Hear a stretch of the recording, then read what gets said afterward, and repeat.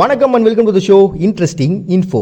February 7 இன்னைக்கு world read allowed டே அப்படின்னு சொல்லிட்டு ஒரு டே வந்து செலிப்ரேட் பண்ணுறாங்கப்பா. அலவுட்னா சத்தமாக படிக்கிறது தான், பட் ஆனால் அது நோக்கமாக கிடையாது. இது வந்து கதை சொல்கிறது. என் ஃப்ரெண்டு பொறுத்த வரைக்கும் இந்த ஆஃப் அன் ஹவரில் வந்துடணும், ஆஸ்திரேலியாவிலே இருந்தாலும் ஆஃப் அன் ஹவரில் வந்துடணும், அந்த அளவுக்கான கதைங்க கிடையாது. இது வந்து உண்மையான கதைங்க. அதாவது இதுக்கு முன்னாடி பார்த்திங்கன்னா நம்ம பாரம்பரியமாக இருக்கக்கூடிய விஷயங்கள்லாம் நம்மளுடைய மூதாதையர்கள் நம்மகிட்ட சொல்லுவாங்க, எங்கள் அப்பா அப்படி இருந்தா இருப்பா, எங்கள் தாத்தா அப்படி இருந்தா இருப்பா அப்படின்னு சொல்லிட்டு.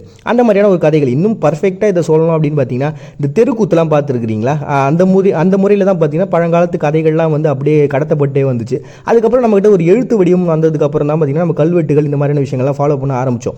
இப்போ எழுத்துன்ற ஒரு விஷயம் வந்ததுக்கப்புறம் எல்லாமே வந்து புக்காக மாறினதுக்கப்புறம் நம்ம இந்த மாதிரி கதை சொல்கிறது அப்படின்றது ரொம்ப குறைஞ்சி போச்சு அப்படின்ற ஒரு விஷயத்தையும் அட் த சேம் டைம் பார்த்தீங்கன்னா இந்த மாதிரி நம்ம பேசுறதுன்னு ரொம்ப இம்பார்ட்டண்டான ஒன்று. ஏன்னா அப்படி பேசும்போது என்ன ஆகும் அப்படின்னா நம்பிக்கை, தைரியம், ஆர்வம், நட்பு அப்படின்னு சொல்லிட்டு நிறைய விஷயங்கள் அதில் கலந்துருக்கு அப்படிங்கிறத முன் வச்சு பார்த்தீங்கன்னா லிட் வேர்ல்டு அப்படின்ற ஒரு நிறுவனம், இந்த நிறுவனம் பார்த்தீங்கன்னா ஒரு லாப நோக்கமற்ற நிறுவனம் தான். இவங்க என்ன பண்ணுறாங்கன்னா நம்ம எல்லாருக்குள்ளேயும் இந்த மாதிரியான ஒரு உணர்வு தேவை. ஏன்னா இது வந்து ஒரு கரெக்டான வே. ஏன்னா பேசுறதுன்றது ரொம்ப இம்பார்ட்டன்ட் தானே. ஒரு இடத்துல போய் நம்ம ப்ரெசென்ட் பண்ணாதானங்க நம்ம யாருன்னே தெரியும். கம்முன்னு நின்றுட்டு இருந்தால் இவன் யாருன்னு சொல்லிட்டு அவங்க கவனிக்க போகிறாங்க. அப்படி ஒரு நல்ல ஒரு பழக்கத்தை நம்ம வளர்த்துக்கணும் அப்படின்றதுக்காக குழந்தைங்க பெரியவங்கன்ற வயசு வித்தியாசம்லாம் இல்லாமல் எல்லாமே வந்து கதை சொல்லுங்க இன்னைக்கு ஒரு நாள் அப்படின்னு சொல்லிட்டு அப்படி கதை சொல்லக்கூடிய ஊக்குவிக்கிறதுக்காக உருவாக்கப்படுதுன்னு தான். இது வந்து பார்த்தீங்கன்னா கிட்டத்தட்ட 170 நாடுகள் வந்து அக்செப்ட் பண்ணிட்டு அவங்க நாட்டில் இது பெரிய லெவலில் பிரம்மாண்டமாக கொண்டாடுறாங்க அப்படின்னு சொல்லிட்டு அந்த நிறுவனத்தை சார்ந்தவங்க ரொம்ப பெருமிதத்தை சொல்லிடுறாங்கப்பா. அப்படி உருவாக்கப்பட்ட ஒரு தினம் தான் பார்த்தீங்கன்னா வேர்ல்டு ரீட் அலவுட் டே அப்படின்னு சொல்லிட்டு முதல் பிப்ரவரி புதன்கிழமை வந்து பார்த்தீங்கன்னா இதை செலிப்ரேட் பண்ணுறாங்க. இந்த வருஷத்தில் February 7. Next global school play day அப்படின்னு சொல்லிட்டு ஒரு டே வந்து செலிப்ரேட் பண்ணுறாங்கப்பா. இந்த நாளை பொறுத்த வரைக்கும் என்னன்னா குழந்தைங்களாம் விளையாடணும், அவ்வளோதான் பேசிக்கான கான்செப்ட்.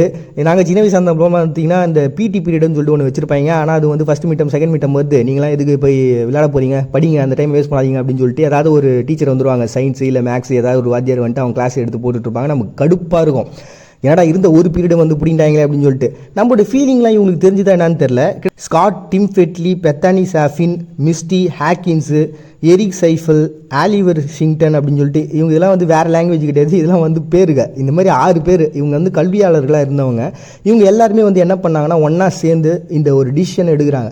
நம்ம பசங்களுக்கு உடற்கல்வி அப்படின்றது ரொம்ப இம்பார்ட்டண்டான ஒரு விஷயம். அவங்களுடைய வெறும் மூளையை மட்டும் வளர்த்து என்ன பண்ண போகிறோம், உடம்பு நல்லா ஸ்ட்ராங்காக இருந்தது தானே அங்கே மூளை யூஸ் ஆகும் அப்படின்ற ஒரு விஷயத்தை சொல்லணுன்றதுக்காக என்ன பண்ணிடுறாங்க, ஆரம்பத்தில் 2015 இதை உருவாக்குனாங்க.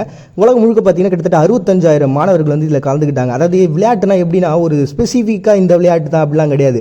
அந்த குழந்தைங்களை அப்படியே விட்டுடுங்க, அவங்களுக்கு என்ன விருப்பமோ அந்த விளையாட்டு அவங்க விளையாட்டு என்ஜாய் பண்ணிட்டுன்னு சொல்லிட்டு ஒரு சூப்பரான ஒரு தாட்டை வச்சு இந்த விஷயத்தை உருவாக்கிறாங்க. நம்மளாம் பார்த்தீங்கன்னா சின்ன வயசில் நாங்கள் புறா குண்டுலாம் விளையாடுவோம், அதெல்லாம் சூப்பராக இருக்கும். அதெல்லாம் ஞாபகத்துக்கு வருது. சரிடுங்க, சொந்த கதையில் இதுக்கு போயிட்டு நம்ம உலகத்தினுடைய கதைக்கு வந்துடும். ஸோ இப்படி ஒரு என்ன பண்ணுறாருன்னா இவங்க 6 பேரும் ஒன்றா சேர்ந்து உருவாக்கின தினம் பார்த்தீங்கன்னா 2020 பயங்கரமாக டெவலப் ஆகி கிட்டத்தட்ட 70 நாடுகளில் 6 லட்சம் குழந்தைங்க விளையாடி இதை பயங்கரமாக பிரபலமாத்துறாங்க. அப்படி உருவான டே தான் பார்த்தீங்கன்னா குளோபல் ஸ்கூல் பிளே டே அப்படின்னு சொல்லிட்டு ஒவ்வொரு பிப்ரவரி முதல் புதன்கிழமை இந்த வருஷம் February 7 செலிப்ரேட் பண்ணுறாங்க. Next Russian business education day அப்படின்னு சொல்லிட்டு ஒரு டே வந்து செலிப்ரேட் பண்ணுறாங்கப்பா. இந்த டேவை பொறுத்த வரைக்கும் என்னன்னா வாழ்க்கையில் வந்து நம்ம வளரணும் அப்படின்னா அதுக்கு பேஸ் வேலை செஞ்சால் மட்டும் பத்தாது, பிஸ்னஸ்ன்ற ஒரு விஷயம் தான் பேசிக். இது வந்து பார்த்தீங்கன்னா இவங்களுக்கு ஆரம்பத்தில் தெரிஞ்சுதா என்னதுன்னு தெரியல. 1908 பார்த்தீங்கன்னா ஹார்வர்ட் பிஸ்னஸ் ஸ்கூல் அப்படின்னு சொல்லிட்டு ஒரு ஸ்கூல் வந்து உருவாக்குனாங்க. அதுக்கப்புறம் பார்த்தீங்கன்னா உலக போர்கள், இந்த சோவியத் யூனியனுடைய கண்ட்ரோல் பெரிய லெவலில் இல்லாமல் இருந்ததுனாலையும் அவங்களுக்கு வந்து நிறைய வீழ்ச்சிகள்லாம் சந்திச்சதுனால இதில் வந்து பெரிய லெவலில் கண்டுக்காமல் விட்டுட்டாங்க, அவ்வளோதான் கான்செப்ட். அதுக்கப்புறம் பார்த்தீங்கன்னா ஸ்கூல் ஆஃப் மேனேஜ்மெண்ட் அப்படின்னு சொல்லிட்டு 2017 தான் இந்த டே வந்து செலிப்ரேட் பண்ண ஆரம்பிச்சாங்க. இதனுடைய பேசிக் கான்செப்டே என்னன்னு பார்த்தீங்கன்னா ஒரு பிஸ்னஸ்னுடைய எஜுகேஷன். அதாவது இப்போ பார்த்தீங்கன்னா நம்ம வந்து ஒரு தொழில் சார்ந்த வேலைகளை தான் நம்ம வந்து படிச்சுக்கிட்டு இருக்கிறோம். அப்படி இல்லாமல் பார்த்தீங்கன்னா ஒரு பிஸ்னஸாக ஒரு மேனேஜ்மெண்ட் எப்படி பண்ணுறது, இப்போ ஒரு அமைப்பு இருக்குது, ஒரு நிறுவனத்தை நம்ம உருவாகணும் அப்படின்னா அதுக்கு என்னென்னலாம் பண்ணலாம் அப்படின்னு சொல்லிட்டு அதுக்கு தனியாக ஒரு கோர்ஸில் உருவாக்கி அதை மக்கள் மத்தியில் பிரபலப்படுத்தி அதன் மூலமாக மக்களை வந்து ஒரு ஸ்ட்ராங்கான பர்சனாக மாற்றுறது அப்படின்றத இதனுடைய மேஜரான ஒரு குளிகாலாக இருக்குது. அப்படிப்பட்ட ஒரு தினம் தான் பார்த்தீங்கன்னா பிஸ்னஸ் எஜுகேஷன் டே அப்படின்னு சொல்லிட்டு செலிப்ரேட் பண்ணுறாங்க ரஷ்யா February 7. நெக்ஸ்ட் உக்ரைனில் மசாஜ் டே அப்படின்னு சொல்லிட்டு ஒரு டே வந்து செலிப்ரேட் பண்ணுறாங்கப்பா. இந்த டேவை பொறுத்த வரைக்கும் என்னன்னா மசாஜ் துறையை வந்து கொண்டாடணுன்றதுக்காக மட்டும் இல்லை, அதனுடைய முக்கியத்துவத்தை மக்கள்கிட்ட கொடுக்கணும் அப்படின்றதுக்காக உருவாக்கப்படுதுன்னு தான். மசாஜ்னு நீங்கள் ஒன்று தாய் மசாஜ் அடிக்கடி இந்த போலீஸில் வந்து பிடிச்சிட்டு போய் அந்த மசாஜ் நினச்சிடாதீங்க, அது வேறு இது வேறு. இது வந்து பார்த்திங்கன்னா இந்த மசாஜின்ற ஒரு விஷயம் வந்து சாதாரண விஷயம் இல்லைங்க. காரணம் என்ன பார்த்தீங்கன்னா China, Egypt, Greece, India, Japan, Korea, Mesopotamia, ரோமுன்னு சொல்லிட்டு ஏகப்பட்ட நாடுகளுடைய பாரம்பரியமாக இது பார்க்கப்படுது. நான் இப்போ சொன்னேன் இல்லையா, இந்த நாடுகள் எல்லாமே பார்த்தீங்கன்னா வரலாற்றோட முக்கியமான இடங்களாக இது இருக்குது. அதுலேயும் குறிப்பிட்டு சொல்லணும் மெசபட்டோமியான்னு சொல்லிட்டு ஒரு பிளேஸ், அங்கே வந்து அக்காடியன்னு சொல்லிட்டு ஒரு லாங்குவேஜை கண்டுபிடிச்சாங்க. இது வந்து ஏன்ஷியன்ட்டுடைய லாங்குவேஜாக வந்து பார்க்கப்படுது.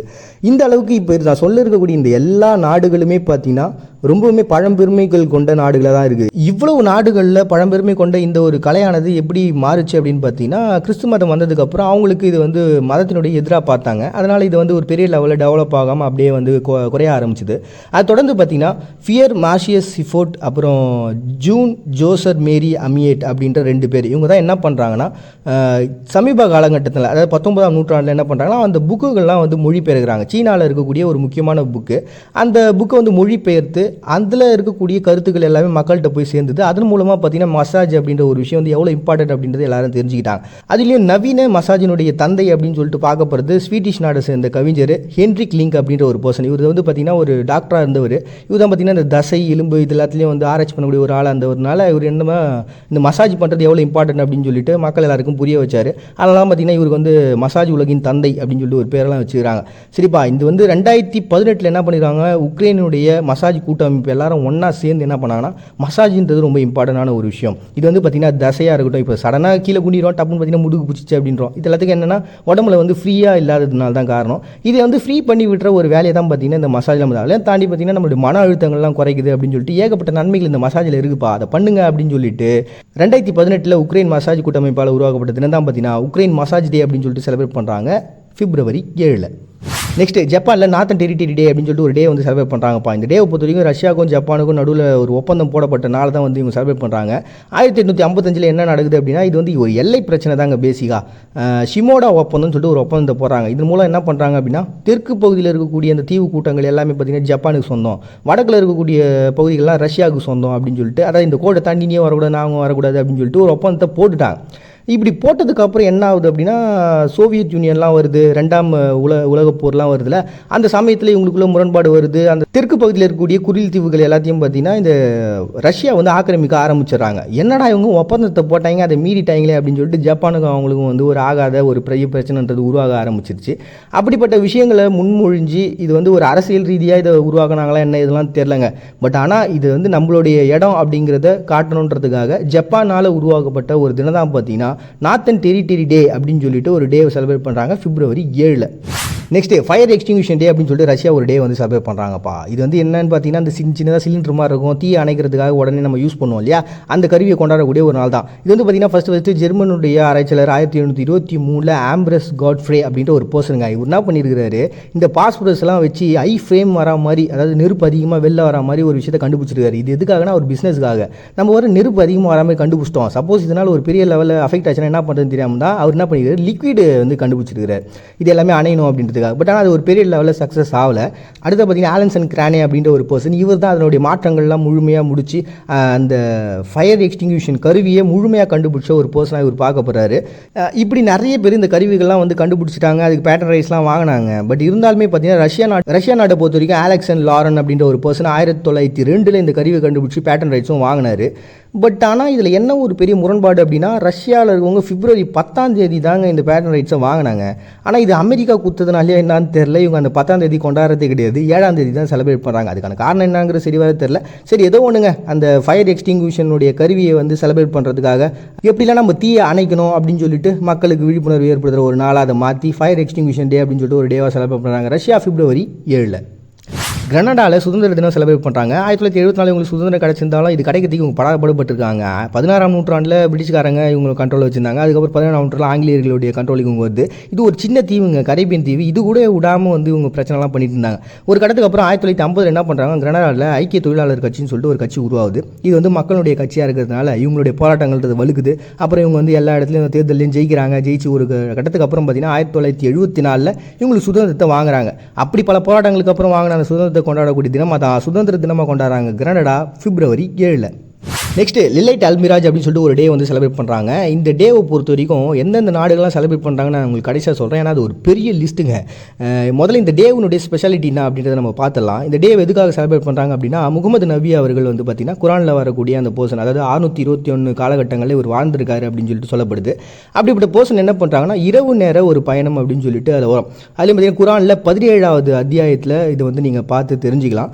அதுலேயும் பார்த்திங்கன்னா இந்த ஹதீஸ்னு சொல்லுவாங்க, இவங்களுடைய பிற நூல்கள், அந்த நூல்களில் பார்த்திங்கன்னா இதை பற்றின பெரிய டீட்டெயிலே இருக்கும். இந்த இரவு நேர பயணம் அப்படிங்கிறது என்னன்னு பார்த்தீங்கன்னா, இவங்க வந்து இதுக்கு முன்னாடி வந்த தூதர்கள் இருக்காங்களே, அவங்களோட போய் பேசிட்டு வந்ததா, 7 நிலைகள் அது வானத்தில் போயிட்டு பேசிட்டு வந்ததா ஒரு கதை வரும். அதன் மூலமாக தான் பார்த்தீங்கன்னா நிறைய கருத்துக்கள் அவங்க சொல்லியிருப்பாங்க. அதுலேயும் வந்து முக்கியமான ஒரு விஷயம் சொல்லணும் அப்படின்னா, ஒரு நல்ல ஒரு இஸ்லாமியர் அப்படிங்கிறவங்க ஒரு நாளைக்கு 50 முறை தொழுகை பண்ணணும் அப்படின்னு சொல்லிட்டு வரும். அதுக்கப்புறம் பார்த்தீங்கன்னா அது ஒரு சராசரி மனிதனுடைய இயல்பு வாழ்க்கையில் முடியாது அப்படிங்கிறதுனால அதை வந்து 5 நாளாக மாற்றிருப்பாங்க. இப்படிப்பட்ட நிறைய விஷயங்கள் அதை சொல்லியிருப்பாங்க. அப்படி அவரோட அந்த ட்ராவல் இருக்கு இல்லையா, அந்த ட்ராவலை செலிப்ரேட் பண்ணணும் அப்படின்றதுக்காக உருவாக்கப்பட்ட ஒரு தினம் தான் இது. வந்து பல நாடுகள் வந்து செலிப்ரேட் பண்ணுறாங்க. அதுலேயும் ஓமனு, அப்புறம் பிலிப்பைன்ஸு, இந்தோனேஷியா, பாலஸ்தீனோ, சோமாலியா அப்படின்னு சொல்லிட்டு எங்கெங்கெல்லாம் இஸ்லாமியர்கள் இருக்கிறாங்களோ அங்கெல்லாம் வந்து இந்த நாள் வந்து செலிப்ரேட் பண்ணப்படுது. மோஸ்ட் ஆஃப் த இடங்களில் பார்த்தீங்கன்னா இந்த மெழுகுத்தி ஏற்றுறது, அப்புறம் தீபங்கள் ஏற்றி வச்சு ஒரு கண்காட்சி காட்டுறது, இந்த மாதிரியான விஷயங்கள் பண்ணுறாங்க. ஆனால் மோஸ்ட்லி எல்லா இடத்துலையும் பேசிக்காக பண்ணுறது என்னன்னா தொழுகை நடத்துறது தாங்க. அப்படிப்பட்ட ஒரு நாளாக தான் இது இருக்குது. இதுலேயும் பார்த்தீங்கன்னா இவங்க எந்த நாளில் இதை செலிப்ரேட் பண்ணுறாங்க அப்படின்னா, இஸ்லாமியத்தினுடைய கேலண்டர் இருக்குது, இந்த ரஜ்பா அப்படின்னு சொல்லுவாங்க. அதை வந்து 27வது நாள் இதை வந்து செலிப்ரேட் பண்ணுறாங்க. பட் இந்த வருஷம் பிப்ரவரி 7. ஸோ இது வருஷம் மாறும். அதுக்காக இதை சொன்னோம்ப்பா. காதல்னா என்ன, காமம்னா என்ன அப்படின்றது பேசுகிறது அநாகரிகம் என்றால் அந்த அநாகரிகம் அவசியமானதாக தான் எனக்கு தோணுது. மறுபடியும் உங்கள் எல்லாரையும் நாளைக்கு வந்து சந்திக்கிறாங்க. உங்கள்கிட்ட வந்து விடைபெறுது நான் உங்கள் பாண்டியா. நீங்கள் பார்த்துட்டு இருக்க இந்த நிகழ்ச்சி இன்ட்ரெஸ்டிங் இன்ஃபோ.